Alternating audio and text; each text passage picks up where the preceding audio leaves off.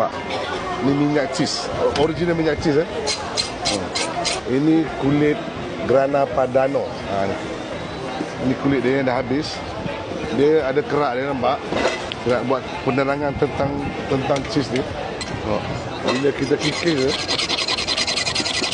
ini bukan lambang salib Ini lambang bunga clove. Ni. Ni. Tunjuk dia, ini bukan Parmigiano, ini Grana Padano. Dia berbeza Grana Padano dengan Parmigiano. Parmigiano lagi lama. Grana Padano ni nak jadikan dia 2 tahun, 1 ke 2 tahun, 1 tahun ke 2 tahun.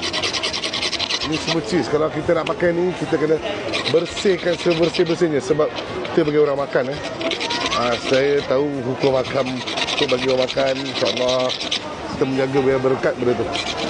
Saya nak buang dia punya kilat dia. Jadi apa tu kan? Dah macam bulu limau. Kita bersihkan dia. Sebab ada whole cheese. Ini semua cheese. Bila kita kikis dia akan hilang dulu semua. Ini semua rennet.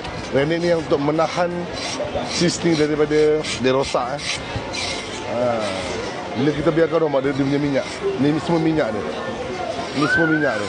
Ni semua minyak dia. Mak. Ni minyak cheese. Original minyak cheese Allah subhanallah. Mak. Nak jadikan dia 2 tahun, kita tak ada masa pakai wine. Kalau di overseas memang pakai wine. Wine ni untuk rasa dia. Manis-manis lah. Wine kan, rasa anggur dia. Kalau pakai wine, kalau kita kat Malaysia tak pakai wine, tak apa. Pakai Sprite, boleh pakai Sprite pula. Pakai Sprite pun boleh.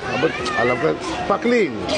Sprite pula, sparkling. Boleh pakai sparkling untuk jadikan dia punya, ini bahagian luar dia.